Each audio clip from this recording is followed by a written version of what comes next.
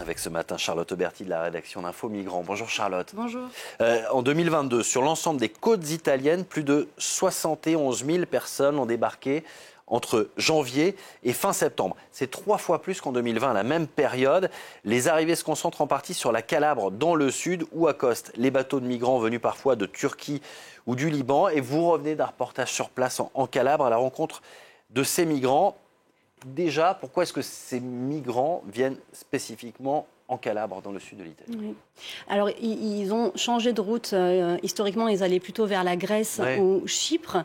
Mais on le sait depuis plusieurs années maintenant, la Grèce mène des pushbacks, c'est-à-dire des refoulements illégaux en mer, comme sur terre d'ailleurs, pour empêcher les arrivées sur terre. Donc, tout simplement, la Grèce nie bien sûr ces pratiques, mais les migrants du coup, évitent la mer Égée. Ils évitent également Chypre, qui est vu comme un goulot d'étranglement dont ils ne peuvent plus sortir. Chypre a d'ailleurs renforcé, plutôt facilité ses mesures d'expulsion ces derniers mois. Donc reste l'Italie, qui est accessible en 4 à 7 jours en moyenne de navigation.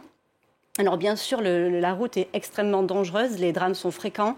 Il y en a encore eu un, nous en avions parlé le 22 septembre, 94 personnes sont mortes au large de la Syrie. Mais malgré les dangers, les migrants ne se découragent pas. Et quelle est la situation sur place ? Mais pour commencer, on pensait voir beaucoup plus de Syriens et de Libanais, car comme je viens de l'expliquer, ils sont plus présents ces derniers temps en Calabre. Mais ce qu'on a appris sur place, c'est qu'il ne reste que quelques jours en Italie. Selon Médecins sans frontières, 90% d'entre eux partent vers des pays du Nord, notamment l'Allemagne, la France, le Royaume-Uni, pour rejoindre des proches qu'ils ont dans ces pays-là. Ils ne bénéficient même pas des soins médicaux auxquels ils ont pourtant droit dans le pays. Alors la situation est un peu différente pour les migrants qui viennent de Tunisie et de Libye, qui sont aussi nombreux à rejoindre la Calabre. Alors eux sont en majorité égyptiens, tunisiens ou originaires d'Afrique subsaharienne. Leur cas est différent parce que les pays dont ils viennent sont considérés comme sûrs et du coup ils sont sujets aux expulsions. Ils peuvent être renvoyés vers leur pays d'origine. Donc ils veulent se mettre en règle. L'idée pour eux c'est de se mettre en règle le plus rapidement possible. Et donc ils sont dans des centres d'accueil. Là on les voit sur les images. On en a rencontré plusieurs à l'extérieur de la ville de Crotone où on a été. Et comment la Calabre gère ses arrivées ?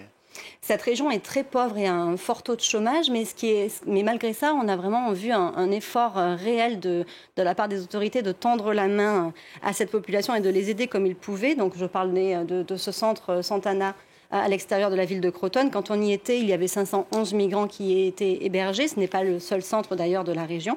Le complexe est très grand, il est divisé en différentes sections en fonction des profils des migrants hébergés. Il y a un grand réfectoire, il y a des salles de classe pour apprendre l'italien tous les jours.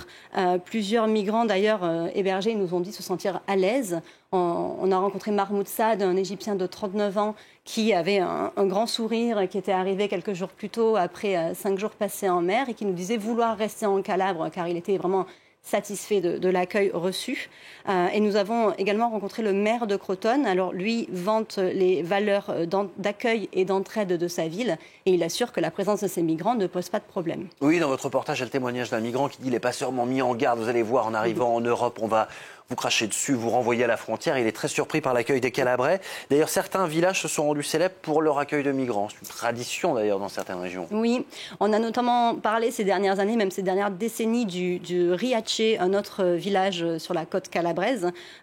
Donc il fait un peu office de modèle en Italie parce que dès la fin des années 90, il a commencé à ouvrir ses portes, les portes des maisons qui étaient abandonnées par les habitants aux migrants qui s'échouaient sur ces côtes. Derrière cette initiative, il y a le maire, l'ancien maire de la commune, Domenico Lucano, qui a été visé par la justice italienne, qui a été condamné lourdement l'année dernière à 13 ans de prison pour notamment association de malfaiteurs aux fins d'immigration irrégulière et détournement de biens publics. Il a un procès en appel qui s'ouvre à la fin du mois d'octobre. Mais ce qu'on a pu constater sur place, c'est que le modèle Riace, comme on évoque ce système, a fait des émules dans la région. À 5 minutes de voiture seulement de Riace, il y a le petit village de Camini, village très isolé, très déserté lui aussi. Et là-bas, il y a une coopérative qui a été créée ces dernières années dans la même idée d'accueillir des migrants pour repeupler, redynamiser ce bourg grâce à des fonds de l'État et à des dons d'associations.